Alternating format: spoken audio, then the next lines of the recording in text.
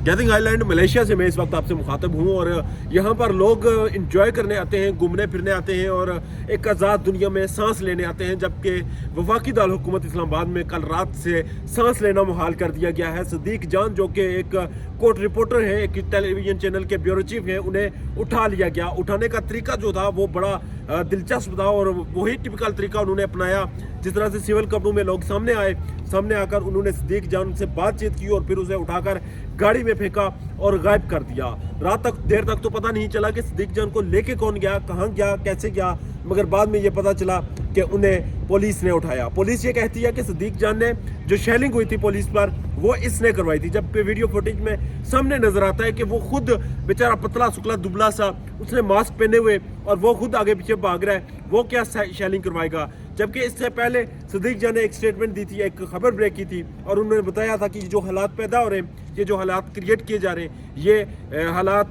Police नहीं create करना चाह रही, ये हालात कोई और क्रिएट करना चाह रहा है, ये हालात कोई ताकतवर शख्सियत क्रिएट करना चाह रही है। और इससे पहले भी सदीक जान की जो रिपोर्टिंग थी वो ताकतवर हलकों के खिलाफ थी, जिसकी बिना पर वो नज़र में थे और उन्हें अब उठा लिया गया है फाइनली, और उठाकर उनके साथ जो एक तनाज़ा जोड़ने की कोशिश की जा रही है वो ये है कि वो पाकिस्तान तहरीक इंसाफ के साथ उन्हें नत्थी किया जा रहा है और कहा यह जा रहा है कि वो पाकिस्तान तहरीक इंसाफ का सहाफ़ी था। तो गुजारिश ये है कि अगर एक शख्स, उसका नैरेटिव आपको उससे इख्तलाफ है, अगर आपको उसकी राय से इख्तलाफ है, अगर आप उस शख्स की राय से मुत्फिक नहीं हो रहे, तो ये इसका हल नहीं है कि आप उस शख्स को उठा लें, आप उस शख्स की तजलील करें, आप उस शख्स की तस्हीह करें और फिर आप ये कहें कि आप जमहूरियत के अलमदार हैं। अगर आपने ये सब कुछ करना है तो शौक़ से करें, करते रहें और आगे भी जारी रखें, मगर मेहरबानी करके, बराए मेहरबानी, जो पाकिस्तान का नाम है इस्लामी जमहूरिया पाकिस्तान और इसके साथ जो इसे आप जमहूरिया का लफ्ज़ इस्तेमाल करते हैं, ये जमहूरियत इससे निकाल दें।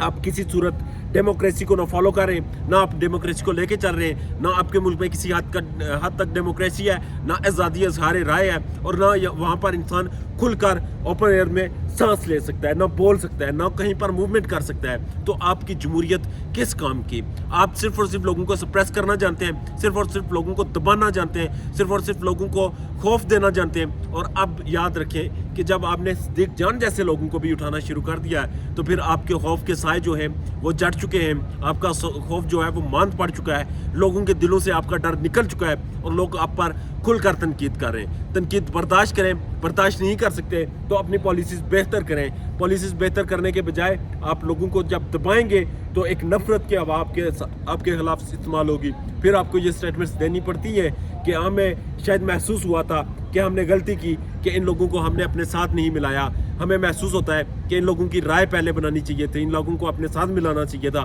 फिर हमें चेंजिंग लानी चाहिए थी, फिर हमें तब्दीली करनी चाहिए थी। तो याद रखें, जब आप हक से हटते हैं और फिर आप बातिल का साथ देते हैं तो आपकी अकल पर पर्दे पड़ जाते हैं और उसी तरह मौजूदा इस्टेब्लिशमेंट,